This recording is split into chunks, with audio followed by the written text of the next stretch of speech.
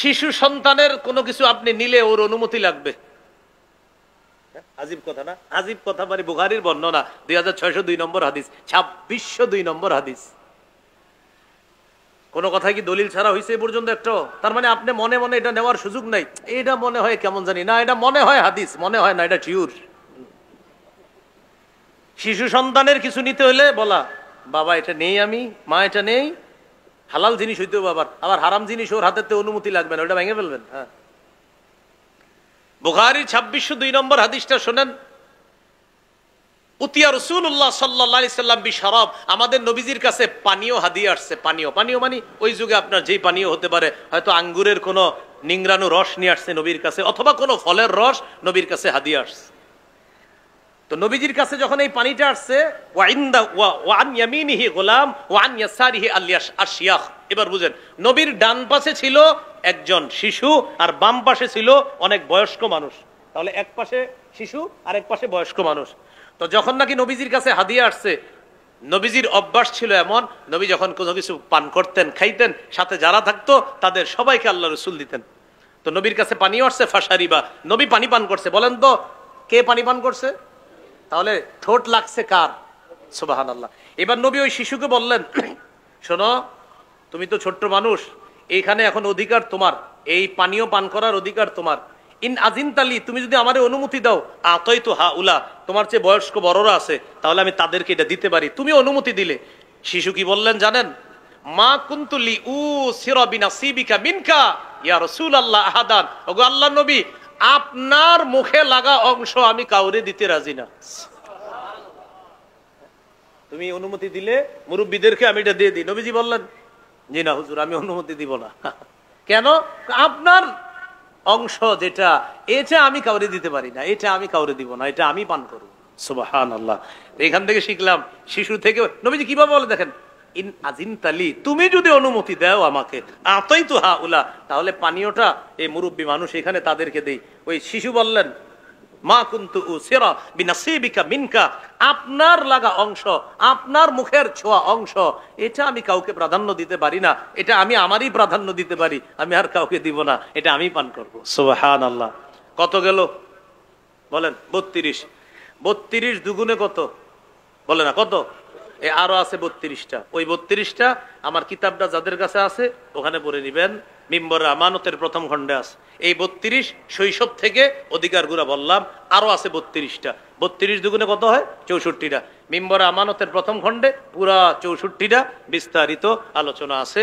32 হলো এই শিশু থেকে মোটামুটি বড় হওয়া পর্যন্ত আলোচনা। এই আলোচনার আলোকে আমরা আমাদের সন্তানদেরকে সভ্য আদর্শ সন্তানে রূপান্তরিত করার চেষ্টা করব। মিম্বরে আমানতের 1 নম্বর খণ্ডে বাকি 32টা অধিকার পাবেন।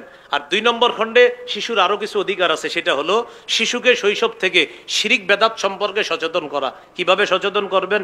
শিরকি কাজ দেখলে আপনি একটু ঘৃণার আপনার আচরণ করবেন মুখে। ও যেন আপনারা বলে, বাবা কি হলো? বলবেন এগুলা ভালো জিনিস না, এগুলা হারাম। ও যেন ছোটবেলা বুঝে হারাম, আস্তে আস্তে বড় হইলেও যেন বুঝতে পারে যে এই কাজগুলা হারাম। কারণ যাদের বাপদাদা বেদাতগিরি করে, ওই শৈশব থেকে দেখতে দেখতে ও বড় হইলে বেদাত করে, ও শিরিক করে। এটা 2 নম্বর খণ্ডে পাবেন, শিরিক বেদাত সম্পর্কে সচেতনতা। 3 নম্বর খণ্ডে শিশুকে হালাল হারাম শিক্ষা দেওয়া।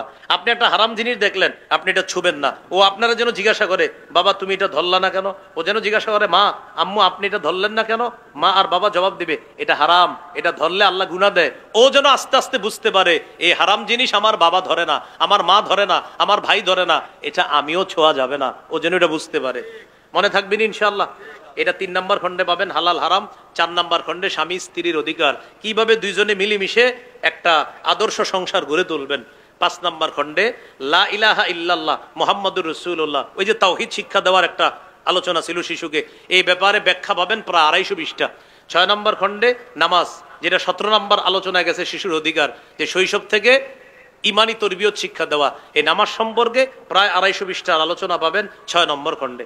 7-8 নম্বর খণ্ডে পাবেন মাসালা, শিশুর প্রস্রাব গায়ে লাগলে নাপাক হবে কিনা। অনেকে ভাবে কি শিশুর প্রস্রাব লাগলে মনে হয় নাপাক হবে না, এরকম মনে মানসিকতা আছে। এই আলোচনাগুলো পাবেন 7-8 নম্বর খণ্ডে।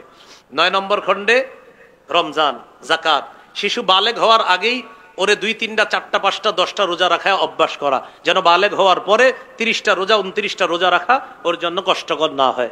এই ব্যাপারে আলোচনা 9 নম্বর খণ্ডে। 10 নম্বর খণ্ডে হজ, কোরবানি আর হলো আপনার ওই মুহররম সফর ইত্যাদি সম্পর্কে আলোচনা। যাদের প্রয়োজন হবে ড্রাইভার ভাইয়ের গাড়িতে ওনার কাছে আছে, ওনার কাছ থেকে সংগ্রহ করতে পারেন। এখান থেকে না পাইলে কোনো লাইব্রেরিওয়ালাদেরকে বলবেন, সংগ্রহ করে দিবে। আমার আরেকটা সংকলন আছে পাপ, কি নাম বলেন, কিতাবের নাম কি? পাপ। এটা 2 খণ্ড, প্রায় 600 পৃষ্ঠার বেশি। এই কিতাবটা ওনার কাছে থাকতে পারে, যদি এটা থাকে এটাও সংগ্রহ করে নেন। প্রথম খণ্ডের আলোচনা 130টার বেশি পাপ সম্পর্কে জানবেন। দ্বিতীয় খণ্ডের আলোচনা পাপ থেকে বাঁচার প্রায় 60টা প্লাস উপায় জানবেন। প্রথম খণ্ডের আলোচনা পাপ সম্পর্কে, দ্বিতীয় খণ্ডের আলোচনা পাপ থেকে বাঁচার উপায়। আজকের সর্বশেষ কথা, বলেন শিশুর এই অধিকারগুলা বলেন তখনই প্রতিষ্ঠিত হবে যখন আমরা ওকে কার্টুন থেকে দূরে রাখবো। কি থেকে দূরে রাখবো? হ্যাঁ সবাই বলেন। হ্যাঁ, কার্টুন একটা হাতে দিয়ে বসায় রাখে খেলার জন্য, এগুলার জন্য। এগুলার তখনই পারবেন যখন এই জিনিসটা ওর হাতে না দিবেন। এইভাবে ঘন্টার পর ঘন্টা তাকায় থাকবে, ওর নজর লড়বেই না ওখান থেকে।